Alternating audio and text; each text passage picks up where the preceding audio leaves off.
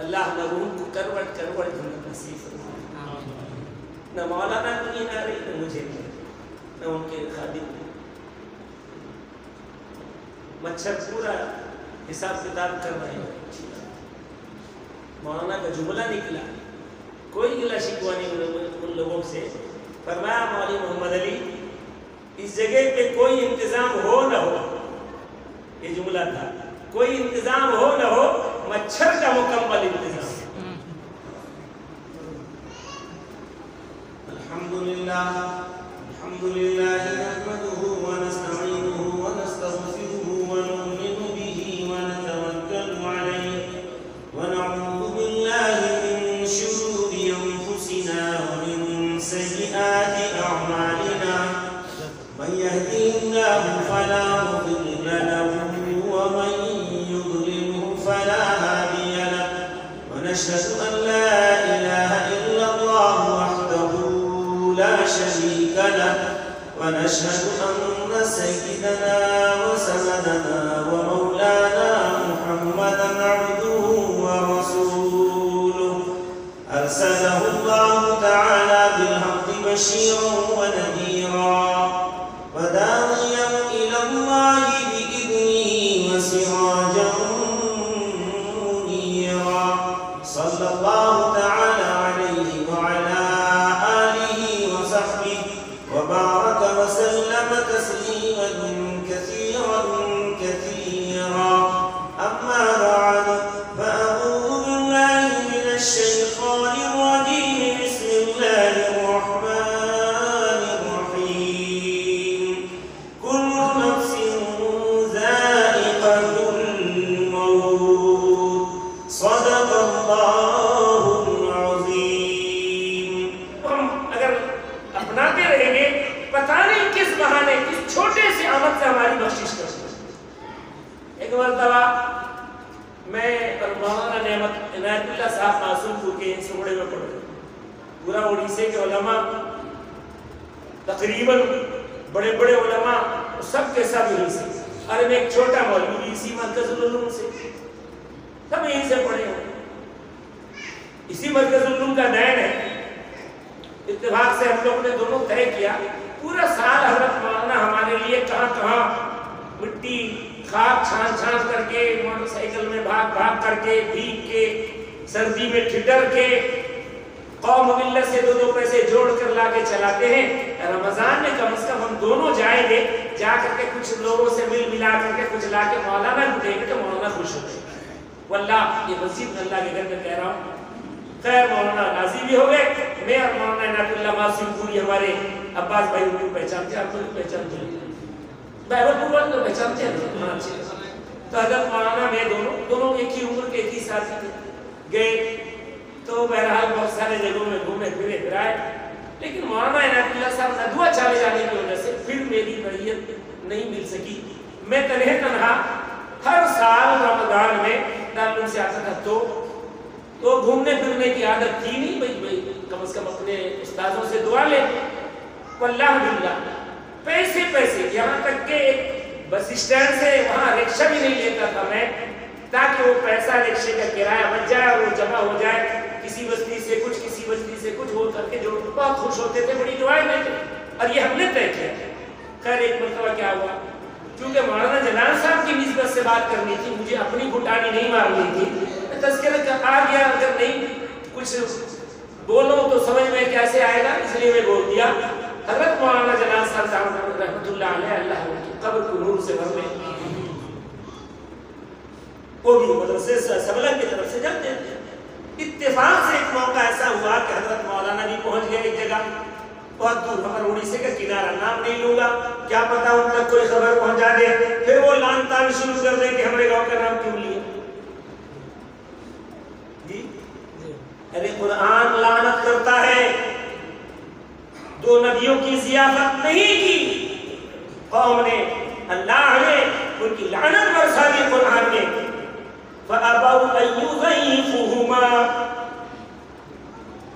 موسیٰ اور خضر کی ان علاقے والوں نے، پورا تفسیر میں موجود ہے، ان علاقے والوں نے حضرت موسیٰ اور خضر کو کی دعوت نہیں کی، لیکن واضح اللہ والے، کوئی گلا کوئی شکوہ نہیں، آج تک آپ لوگ سنے بھی نہیں ہوں گے۔ آج مولانا کے گزر جانے کے بعد میں عرض کر رہا ہوں تو ان دونوں نبیوں نے، حضرت خضر نے حضرت موسیٰ نے اپنا کام بنایا، وہاں گھر ٹوٹ کے گرنے والا تھا، اور کبھی موقع یاد آئے گا، یاد دلائے گا تو پھر وہ پورا حضرت موسیٰ اور خضر کا واقعہ سناؤں گا۔ بہرحال حال ایسے ہی ہوا کہ اس مسجد میں جب پہنچے کسی نے ایک گلاس شربت کا بھی کوئی ذکر نہیں کیا، جبکہ وہاں کچھ لوگ افطار میں بھی تھے۔ حضرت مولانا کے ساتھ لیمو بھی رہتا تھا، مصری بھی رہتی تھی اور چینی بھی، اپنا خود شربت بناتے تھے، ساتھ میں رہنے والے جو وہ بنا لیتے تھے۔ اتفاق کی بات کہ اس جگہ پہ میں بھی پہنچ گیا ہوں، مولانا بھی ہے۔ اب سر افطاری ہو گئی، کچھ بازار سے خرید کے لے آئے تھے۔ اس کے بعد بازار ہوٹل والے نے کہا کہ رات کا اگر لیں گے تو سحری بھی لے جائیے، اس لیے کہ سحری کے وقت ہم لوگ کھولتے نہیں ہوٹل۔ تو سب کچھ کر لیا گیا، تراویح ہو گئی، تو اس کے بعد تالا ڈال دیا گیا مسجد میں۔ سیکرٹری پرست تھے وہ، انہوں نے کہا کہ مسجد میں سونے کی اجازت نہیں ہے، لہذا باہر سائیڈ میں ایک چالی تھا، نہ اس میں فین تھا نہ کچھ تھا، گرمی کی شدت تھی۔ وہ گاؤں کا دیگچی، شہر کا دیگچی اونچی کھانے پکانے کا، اور ڈیکس اس میں بچوں کی ابتدائی تعلیم کے لیے ڈیکس بھی رکھا ہوا تھا۔ تو کنارے کو سب رکھ دیے تھے، تھوڑی جگہ تھی، تو اس میں چھنڈا چٹائی جو رہتا ہے چالی ولی میں بچوں کے بیٹھنے کے لیے، پڑھنے کے لیے مکتب کے طور پر، اس کو بچھا کر کے اپنی چادر بچھا کر کے میں بھی مولانا صاحب جلال صاحب سے اور ان کے ساتھ جو تھے ان کے خادم وہ لیٹ گئے۔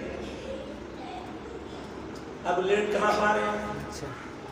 اللہ نہ روح کو کروٹ جنت نصیب فرمائے، نہ مولانا کو نیند آ رہی نہ مجھے، نہ ان کے خادم۔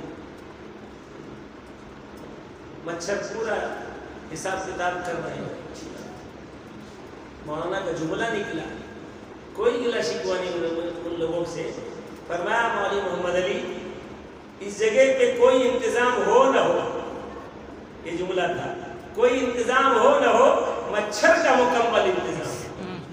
مولانا کی ذات ہوتی ہے ہنسانے والی، ہر بات میں کسی نہ کسی طرح بندوں کے دل کو خوش کر دیا۔ یاد رکھو مسلمانوں، وقت نہیں ہے تفصیل سے بتاتا، دل خوش کر کے جانے کی کوشش کرو۔ اگر رنجیدہ کر کے جاؤ گے، خدا کی قسم خدا تمہیں اپنی رحمت سے دور کر دے گا، جیسا کہ حدیث میں آتا ہے۔ ان تفصیلات میں نہیں جاؤں گا۔ اللہ کہتے ہیں نبی پاک سے، اے میرے لاڈلے نبی، جو کسی کو خوش کر کے آئے گا میں اسے جنت دوں گا۔ ماں عائشہ باپ سے، حضرت ابوبکر سے کہتے ہیں، ابا جان خوشخبری ہو کہ رسول اللہ نے فرمایا کہ جو خوش کر کے دنیا سے جائے گا، مرد کر کے جائے، عورت کر کے جائے، کسی مخلوق کو، اللہ کے بندے کو اللہ جنت میں داخل کریں گے۔ حضرت ابوبکر رونے لگے۔ ماں عائشہ نے کہا، ابا جان یہ تو خوشی کا مقام ہے، آپ رو رہے ہیں۔ مزاج رسول کو جاننے والے صدیق اکبر پہلے وہ ہے اللہ کے رسول کے ساتھی اور آپ کے ساتھ دینے والے رفیق غار، رونے لگتے ہیں۔ فرماتے ہیں عائشہ اس بات پر تو خوشی ہے کہ جو کسی کے دل کو خوش کر کے جائے گا اور جنت ملے گی، لیکن میں اس بات کی طرف دھیان کر رہا ہوں کہ جو ٹھیس پہنچا کے جائے گا اس کا انجام کیا ہوگا، اس کی وجہ سے نہیں ہوگا۔ مزاج رسول کو سمجھنے والے صدیق اکبر ہیں، اس طرح آپ رحمت للعالمین ہیں۔ آپ کے یار غار حضرت ابوبکر بھی امت کا غم لے کر کے رو رہے ہیں کہ کسی کو ٹھیس پہنچاؤ گے خدا تمہیں چھوڑے گا نہیں، ایک ایک کر کے پکڑ ملے گا اور تمہارا انجام جو ہونا ہے اس کو غور کر لے گا۔ اس لیے ہم کوشش کریں، ایک ایک چھوٹے سے چھوٹا بچہ کیوں نہ ہو، ہم اس کو دل کو خوش کرنے کی کوشش۔ جب ٹھیس پہنچا کے زندگی گزار سکتے ہیں تو کیا خوش کر کے زندگی گزار نہیں سکتے؟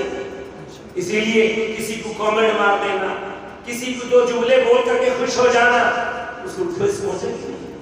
کعبہ بنائے ابن آزر است، کعبہ بنائے ابن آزر است، دل بنائے رب اکبر است، دل بنائے رب اکبر است۔ کعبے کو تو حضرت آزر کے بیٹے ابراہیم نے بنایا، لیکن دل کو کس نے بنایا؟ رب اکبر اللہ نے بنایا ہے۔ صد ہزارہ کعبہ را ایک دل بہتر،